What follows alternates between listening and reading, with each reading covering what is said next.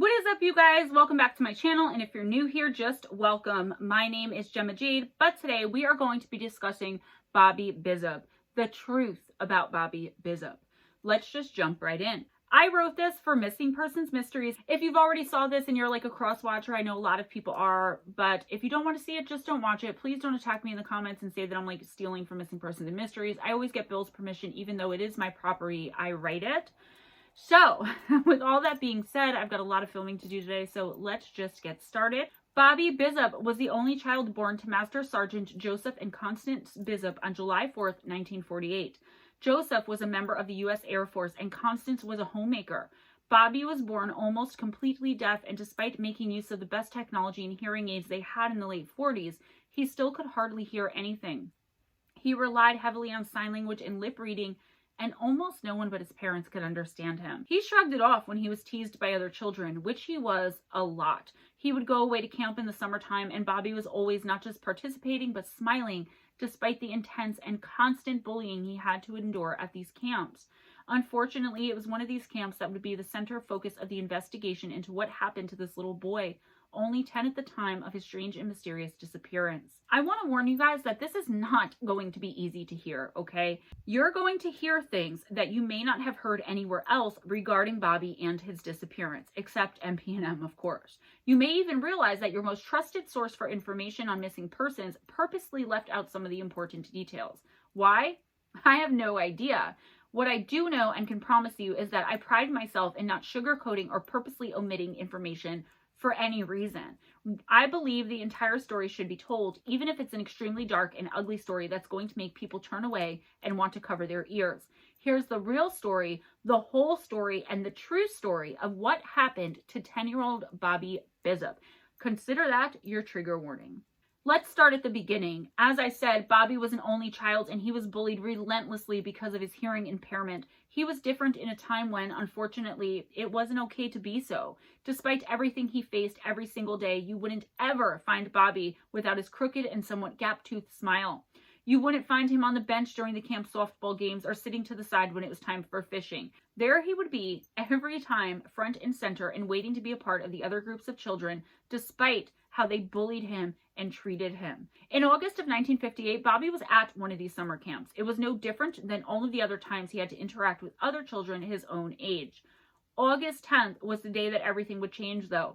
Bobby would disappear, and it would become a very long-standing mystery as to what happened to him. There have been recent developments in the case that we'll get to a little bit later on in the video. But first, let's go over what was originally said about what happened to this poor little boy. It's said that on this particular day, Bobby was fishing down by a place called Cabin Creek while attending a summer camp organized by the Catholic Church called St. Malo's Retreat. Right around 6 p.m., a camp counselor approached Bobby and told him it was dinner time.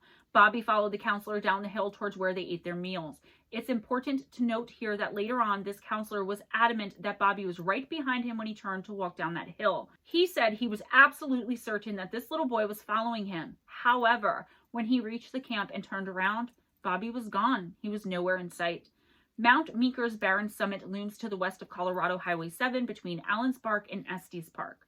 High on the eastern face of the 13,911-foot peak, tiny Cabin Creek starts far above the tree lines, cleaving a slash in the mountain as it tumbles downhill before meandering through trees as the earth flattens out on the eastern edge of the Rocky Mountain National Park. There, the crystal clear water trickles through gently rolling forest land before finally slipping past St. Catherine of Siena Chapel, the iconic Chapel on the Rock, ducking under Colorado Highway 7 and bending south. The land, from the edge of the rocky boundary to the chapel, is the home to the Catholic Church's Camp St. Malo, and it's hard to imagine a more beautiful place in the whole entire world. A headline in the Denver Catholic Register in 1957 termed it, quote, God's country, end quote, and it's easy to see why. Peaks that seem to reach the heavens themselves, forests you may otherwise only find in a dream, and babbling brooks and quiet streams where you can go and relax and feel at one with nature, and depending on what you believe, at one with God himself. Generations of schoolboys spent summer after summer at this very spot. They would swim and shoot, hike and camp. The boys will be boys, quote unquote, mentality was never more fitting than those summers these young men and boys spent at this particular camp. At least that's what everyone thought was happening at this place. just a wholesome good time and a place where young boys could let loose, make friends, learn about the Lord, and truly be themselves. The summer camp closed in the early 1980s, and the property was converted to a retreat, a place visited by Pope John Paul II during a break from World Youth Day. The landscape and buildings have changed dramatically since the days of the summer camp where Bobby Bizup disappeared, but remain very clear in the minds of most of the thousands of boys who have come and gone from its cabins and woods, thousands of them or more. While most of the members of the long-forgotten camp have nothing but fond memories and happy thoughts when Camp St. Malo comes to mind, there's a deep, dark secret that was exposed by the boys, all men now, who have come forward, who have the complete opposite reaction when being shown pictures of or even at the mention of those summer camp days and nights. In order to understand this history and also perhaps to understand why Bobby's disappearance was never thoroughly investigated, because it wasn't, in my opinion, allegedly, we have to start at the beginning and understand how this camp came to be. So bear with me, let's do it. Beginning in 1915, the Reverend Joseph Bassetti began taking members of the Cathedral High School Choir and altar boys on camping trips to the land east of Mount Meeker. He was inspired by the biblical phrase, quote, "Upon this rock I will build my church," end quote, and the church was donated to the Archdiocese of Denver. In 1934, a scattering of buildings had been erected and Camp St. Malo was born. The chapel that greeted the visitors went up the following year, and by the 1950s, the camp was an extremely popular destination for Catholic boys in Colorado.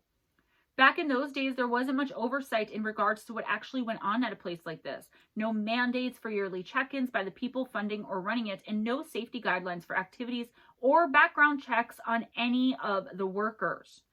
A boy could almost literally do anything he wanted.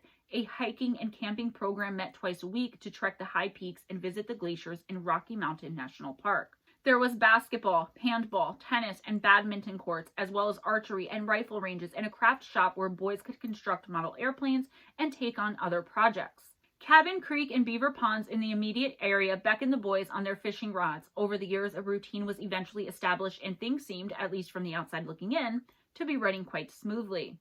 Camp St. Malo was an absolute success. The Denver Catholic Register hyped the camp incessantly with endless stories about the wholesome fun that awaited boys there. One story even reported that, quote, "Big, tasty hamburgers are a welcome sight to any growing boy, but when they are cooked outdoors over a big fire where cool mountain breezes can add more flavor to the burgers, then there's no holding them back," end quote. Back in 1958, the fee was $38 per week, which is approximately $366 in today's money American.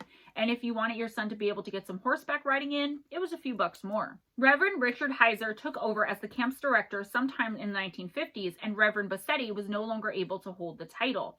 His nephew shared some fond memories of his experiences at the camp. He went every year as a boy and practically gushed as he recounted these memories later on when the camp's wholesomeness came under scrutiny.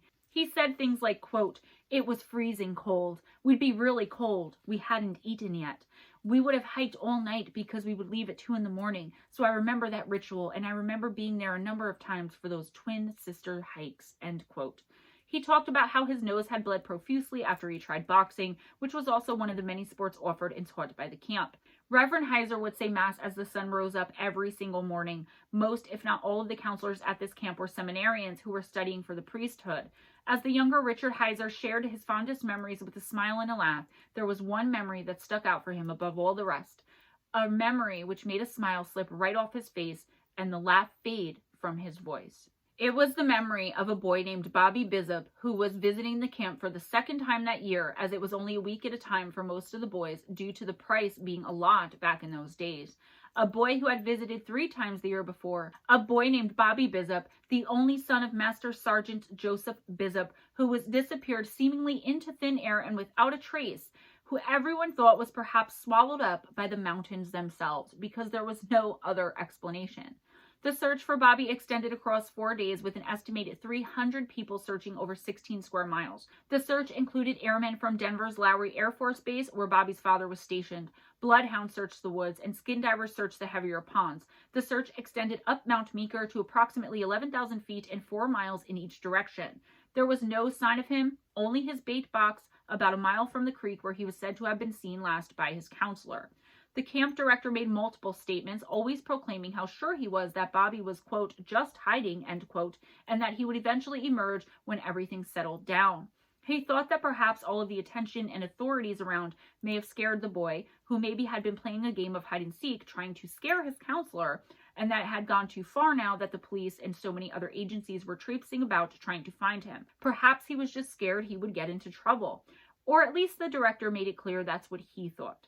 A vacationing physician claimed to have seen Bobby walking the streets in Estes Park, 15 miles north of St. Malo's. Clerks in an Estes Park hardware store also reported seeing a young boy resembling Bobby. Even tried asking him questions, but he failed to respond, pointing to his mouth and ears, and quickly left when approached. This means deaf. I think it's this, can't speak, can't hear, can't speak, something like that. So I guess that's what they were alluding to, that this was possibly him because he was using sign language. In my opinion, come for me if you want. It wasn't until almost a year later, on June 6, 1959, that any clues were found. 3 camp counselors from St. Malo's, including one who helped lead the original search for Bobby, came across part of his hearing aid, scraps of clothing, and some bones, all later confirmed to be little Bobby Bizup. Right around that same time, his remains were found in a ravine's heavy underbrush just below timberline on Mount Meeker. The ravine and area surrounding it had all been part of the original search. The question that seemed to be on most people's minds, however, is how did Bobby Bizup get there, and why wasn't he found during the original search? Bobby Bizup disappeared while heading downhill to dinner, allegedly very close on the heels of his counselor the whole time, yet was found almost a year later, 3 to 3.5 miles away from camp and 2,500 feet up Mount Meeker. People claim to have seen him in Estes Park, 15 miles south of St. Malo, but how would he have gotten there? It's true a 10-year-old boy can be resourceful, but this particular boy was hard of hearing and didn't speak much. He was said to have been hungry when his counselor approached him for dinner and rushing right behind to go get the food, yet he disappeared without a trace within a couple of minutes it took to make it down the hill to the chow hall. How had the counselor not seen or heard anything? How could he possibly not have noticed what had happened to Bobby? What happened to the rest of him, his body? It hadn't been that long after all. Even if eaten by wildlife in the Rocky Mountains, it's the opinion of many experts involved in investigating the case that there should have been more of him left behind. Let's fast forward now, as we know that while some of Bobby's remains were found, there is still so much mystery surrounding this case. The rest of the story is going to be quite hard for many people to hear, as it's an extremely delicate topic, and in fact, some of your most trusted sources for information on the missing purposefully left all of this out. This is what I was talking about in the beginning. I really do hope, I genuinely hope that it wasn't left out to make the case seem more mysterious than it was to exploit poor Bobby and his poor family, right? Maybe it was left out because it was too delicate of a situation to cover on YouTube or wherever someone else was covering it, but I'm not going to do that here. In 2019, the Colorado Attorney General reached an unprecedented agreement with the Archdiocese of Denver, the Diocese of Colorado Springs, and the Diocese of Pueblo that allowed a former U.S. attorney to examine 7 decades of church records and publicly exposed priests who had been credibly accused of sexually abusing children. The resulting report was unflinching, including detailed reports on 43 Colorado priests who molested at least 166 children between 1950 and 2019. It documented systemic failures in the church over the decades, from willfully covering up reports of sexual abuse to repeatedly failing to follow a state law requiring that those allegations be reported to the police. The report even stained Camp St. Malo, finding that its founder, Joseph Bossetti, a revered figure in the Archdiocese of Denver, repeatedly abused a teenage boy in this way back in 1949 and in 1950. It left open the possibility that there were others, noting that the victim had come forward in 2002, but that his report was not contained in Joseph Bossetti's file. As a result, quote, "We are therefore not confident that there was no other abuse by Bossetti, or that the Denver Archdiocese did not know about it before Bossetti abused the teen," end quote. But it wasn't just the camp's founder who was accused. Oh no.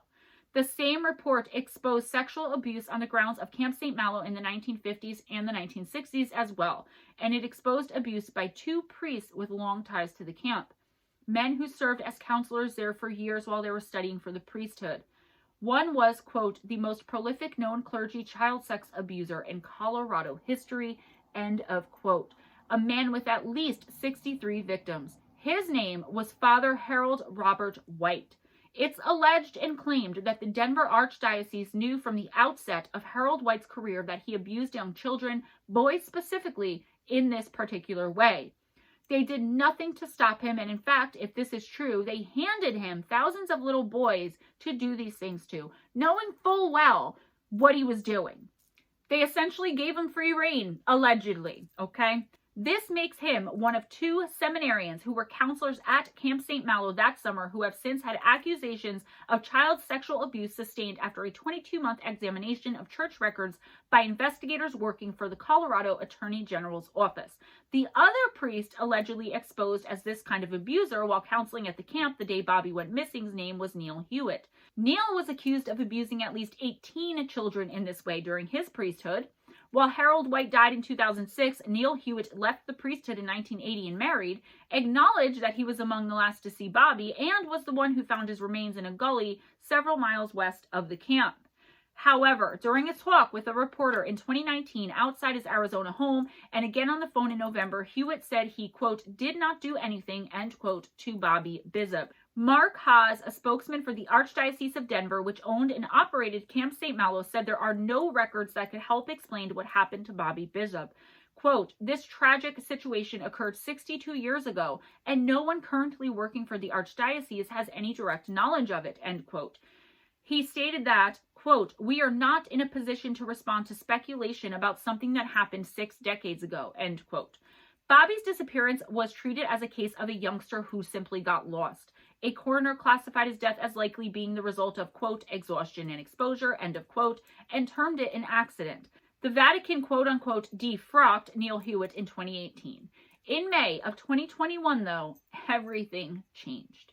More than 60 years after his disappearance, Bobby's skull was turned over to the FBI by a man named Tom McCroskey.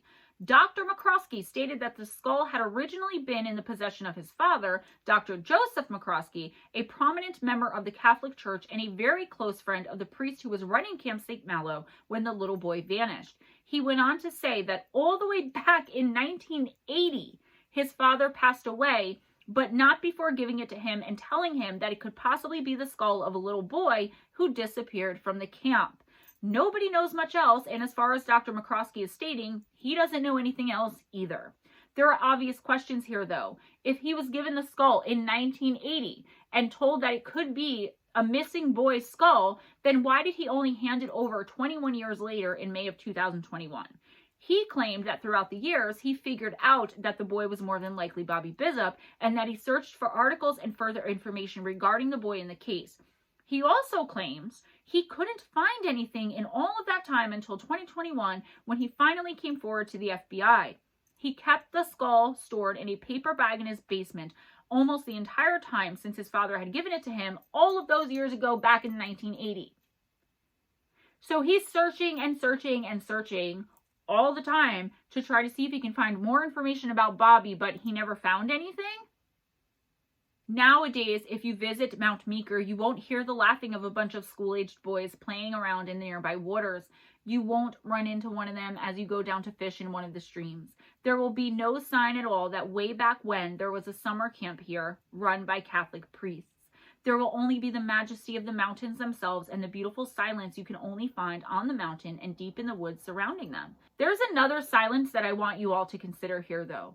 The silence of the Catholic Church, as it's alleged they kept those priests and seminarian secrets through all of those years, all of those boys. The silence of the doctor who, though he had the knowledge of a little boy who allegedly went missing without a trace on his way home to get some dinner, chose, or at least that's how it seems, allegedly, to keep that secret to himself for so many years as well. Maybe, too, the silence of some of your most trusted sources for information on disappearances, in the selfish interest of making certain vanishings and deaths seem more mysterious and strange, with the only goal in mind being to sell more books or obtain more views. I won't be silent, though, and when I wrote this script for Missing Persons and Mysteries, that's exactly what I wrote. We won't be silent, though, and Bill really gave me the courage, and Steve, to put this out there. They put it out there, now I'm putting it out there, because it's ridiculous. Here are the facts and allegations, raw and sad and shameful on so many different levels as I've come to know them. My heart goes out to any victim of any crime or injustice, to the families who have no answers despite someone out there somewhere always knowing what really happened. And to Bobby Bizup and his family for the terrible and incredible injustice he and they were done and had to endure for all of these years. It's absolutely unimaginable. It seems there may be hope for an answer soon, as the case has been reopened since the obtaining by the FBI of Bobby's skull. Let's just hope and pray it's not too late. That's all I have for you today, guys. Thank you so much, Bill Melder, for allowing me to reuse this script that I wrote for you. I really appreciate you so much. Guys, if you're somehow not subscribed to Missing Persons Mysteries here on YouTube, go on over and do that, please. Steve Stockton is that silky voice narrator. Bill Melder, the creator, the man behind the scenes, kind of the man with the master plan over there. If you like this video, please give it a big thumbs up if you enjoyed spending this time with me. Subscribe if you haven't already, and spread the love by sharing. Please go on over to MoonBearOracle. Subscribe over there. I do once a month, and eventually I'll be doing weekly intuitive oracle readings, one for each astrological sign. I'm also going to be doing crystal, herb, and candle magic, all kinds of witchy stuff, I guess, spiritual stuff, intuitive stuff, oracle stuff. I don't know. Go over and subscribe, guys. If you want a personal intuitive oracle reading from me, please email me at moonbearoracle@gmail.com. Moonbearoracle, all one word, @gmail.com. Wednesday night live stream, there's a link in the description box with a description. Friday night Paranormal Chop Shop, link in the description box. And Sunday night Spaced Out Radio, link in the description box. I have filmed so many of these today, I just can't say it anymore. I'm sure most of you know what I'm going to say anyway. Also in the description box, ways to support the channel: PayPal, Patreon, Cash App, Amazon wish list gift link, and links to my book, Missing the Faith Theory, Kindle and paperback version on Amazon. Be kind to each other, guys. Be kind to yourselves. Always make sure that you accept nothing less than others treating you with kindness. Always go in grace, smile at a stranger, and I will see you guys next time. Bye.